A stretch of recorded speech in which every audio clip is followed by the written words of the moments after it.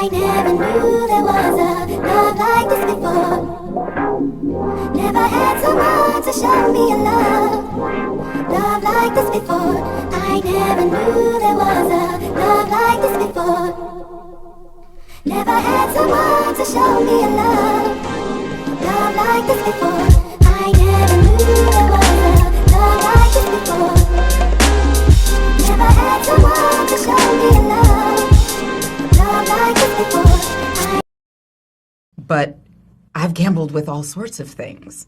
I mean, you know, to not make light of it, but I gambled with my upper lip for many years. I would literally smile like this because I thought if I let my full lip be seen, then they would know I was black. I'm like, girl, they knew you were black. But I literally hid my lip. You know what I mean? Like that, like as illogical and silly and stupid as that is, I tried to minimize my blackness. I tried to constantly be shape-shifting, that dual consciousness. I had multiple personalities. I was trying to constantly, you know, change who I was depending on the room if I thought it was going to get me this far ahead. What's up, everyone? It is Books and Looks TV. So I'm doing a series on internalized colorism. One of my first videos was Pretty for a Dark-Skinned Girl, and it talked about futurism. And in this upcoming series, I'll talk about colorism, but I'll also talk about how Black women and or mixed Black women internalize colorism. So today I'll be talking about Gabrielle Union. And this video essay will discuss the evolving beauty standards related to lip size with a specific focus on the experience of Black women, the influence of popular culture, and the importance of embracing oneself in the face of changing ideals. A question I have for you all today is, how have beauty standards towards lip size changed over time, particularly in relationship to Black women? So Gabrielle Union is an American actress, author, and activist. She was born on October 29th, 1972 in Omaha, Nebraska, and grew up in Pleasanton, California. In Hollywood, Gabrielle Union has had a successful career in both television and film. She has portrayed a variety of characters across different genres, showcasing her versatility as an actress. Some notable roles and examples of her work include Moesha, Bring It On, Love and Basketball, Bad Boys 2, Being Mary Jane, and Think Like a Man, to say the least. Often in Gabrielle Union's role, she has been typecasted as strong, assertive, and a confident woman. This typecasting can be seen in some of her roles where she portrays characters who are determined, resilient, and unafraid to speak their mind. I noticed in her earlier career, she was depicted as snobby or a bully and often bitter. She played the role so well that many thought she was like that in real life. To me, Gabrielle Union wasn't the stereotypical Black character who settled often, despite her role in Being Mary Jane. Her features, in my opinion, offered her privilege as a brown-skinned woman in Hollywood. So I became very surprised that Gabrielle Union, in my opinion, suffered from internalized colorism, or what some would label self-hatred. So I would like to define internalized colorism for those who don't know. So basically, internalized colorism is skin-based prejudice, often internal to communities of color, where people have a prejudice towards the shade or hue of one's skin complexion, and it also determines levels of privilege. This isn't the most basic definition, but I think this definition can help you. There are various signs of internalized colorism, and the reason why I'm relating this to Gabrielle Union is because her internalized colorism is wanting to appear white, as she talked about tucking in her upper lip. So let's talk about it. Gabrielle admitted to tucking her upper lip to appear less Black. So now I'm going to show you a clip of a YouTuber who narrates people's personal stories. One time I told my mom, I wanted plastic surgery because I don't like my lips. And she said, oh no, honey, your lips are beautiful, you're beautiful. So one time I went on YouTube and I looked up how to line your lips so they can look like smaller. It looked really real. So I went to school, I was like doing like strutting in the hallways, like wanted everybody to see my lips and my new lips, like look, my lips are thin like yours and everything. And then one of the three boys, he was like, look at your lips now, monkey had a surgery, and they all started laughing. And then this other boy was like, she outlined her lips. So they all started laughing at me, and I went to the bathroom and I just started crying.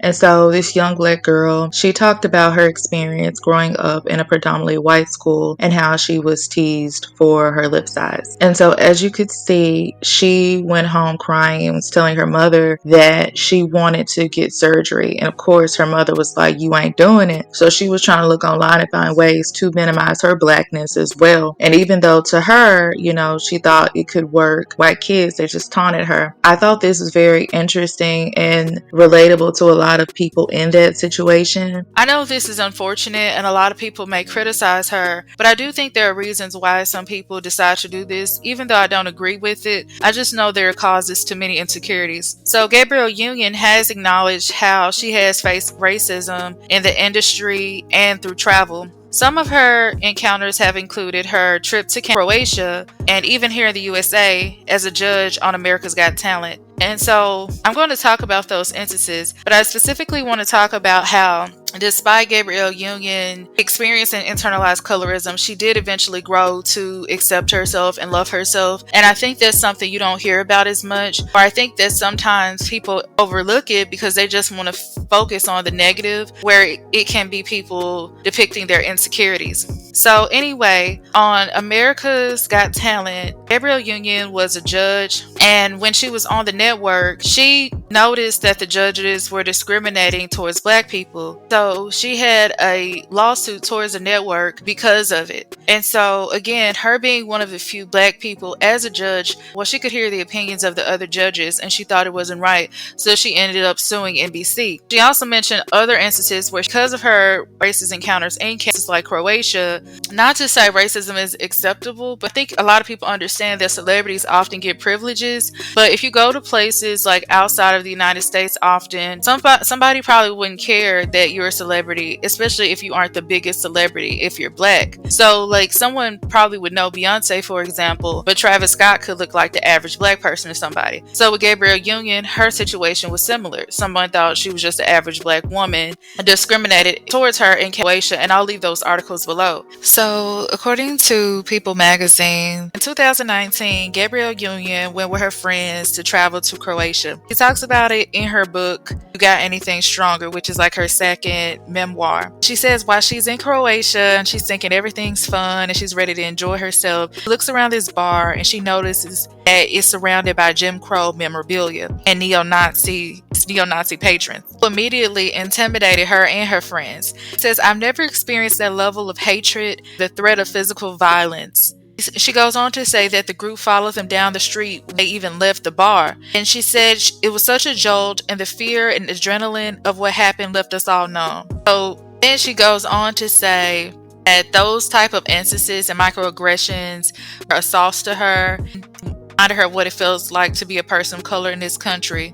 And she continues and says, we think we're post-racial, but we're not, and that is beyond disappointing. I think people understand the violence that comes with racism. It's if you're being chased or you're having to watch someone wear blackface to collect a paycheck, it's violent. So that's just one example. When Gabrielle Union experienced all of this racism, she went into her own self-journey of love and acceptance. She realized that she needs to understand herself as a black person, and she decided to go on a trip to Africa. And when she went on her trip to Africa, she brought as many people with her as she could. So I think it's very important that, again, despite people's insecurities and shortcomings, that they evolve. And I do feel like Gabrielle Union has done that. I think it's obvious that Gabrielle Union is a gorgeous brown-skinned black woman who has an amazing career. So a lot of people would wonder, why would she hide her lips? In my opinion, that is a lot to do with featureism. And so I'm just going to provide you with a quote on featureism. It's a Eurocentric standard of beauty and a racist ideology that supports everything related to it. So basically, when society is accepting or preferring certain features over others, which usually are certain predominantly European features over African features, this is basically what it is, featureism. Featureism is often at the root of the comment, oh, you're pretty for a dark-skinned girl, or are you mixed, or any other comments that would question a black woman's beauty or identity. And again, it's often aligned with white beauty standards. This is wrong because it implies that black girls are by definition not pretty. So to be considered pretty as a black woman, a lot of people must be correlated to racially mixed. While beauty standards usually include having small noses and light colored eyes, features that can be noticed among Black celebrities in Hollywood and society are often deemed as beautiful enough once they meet these standards. For Gabrielle Union, hers was trying to portray her lips as thin. I would like to talk about different examples of this. So historically, beauty standards have favored thinner lips, reflecting Eurocentric ideals that dominate Western societies. And this preference often marginalized and overlooked the beauty of fuller lips that are particularly among Black women. This is not to say that white and or Black people all have the same lip sizes, but generally a lot of people do have thin or full lips based on their ethnic group or race. There has been a lot of stereotypes and tauntings of Black women with fuller lips, and it's usually very derogatory and perpetuate negative racial biases. These stereotypes reinforce the notion that fuller lips are undesirable, or features that you see in animations. So there are pictures of monkeys or different cartoon characters, and they highlight bigger lips. Or when you think of pictures from the Jim Crow era, you see these darker animals they try to portray as Black people, and they have these bigger lips eating watermelon. When Jay-Z and Nas had a rap beef, Nas referred to Jay-Z's lips as D-sucking lips, and it just again perpetuates the type that not only are fuller lips seen as sexual in a sense, they're often taunted to hurt Black people. So also, when we think about media representation, again, popular culture and media have played a significant role in shaping beauty trends and ideals. In recent years, there has been a shift towards celebrating and embracing fuller lips, partly influenced by the representation of Black women and celebrities who proudly display their natural lip size.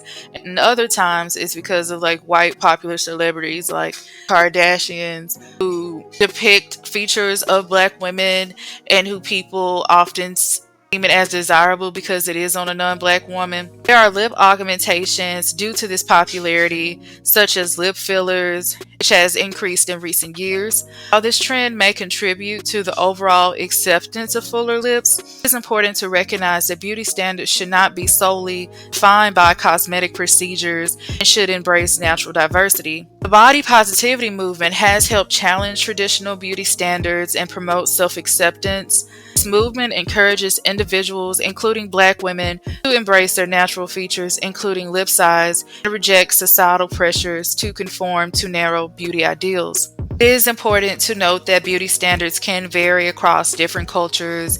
In some cultures, fuller lips may be highly regarded and considered attractive and celebrated, especially across the African and African diaspora communities. And I might add that a lot of times as people get older, they again become to appreciate their lips. That's a different conversation. A lot of times when children are young, again, they do internalize colorism, but anything they see is different or whatever, they'll mock someone. And so people do unfortunately grow up to hate themselves because of how they were treated in their childhood. Again, a lot of people who are dark skinned or who have Afrocentric features have said, oh, when I got older, I was complimented because of my shape or my lips or what have you. So again, unfortunately, some people do appreciate it at an older age or they sexualize it.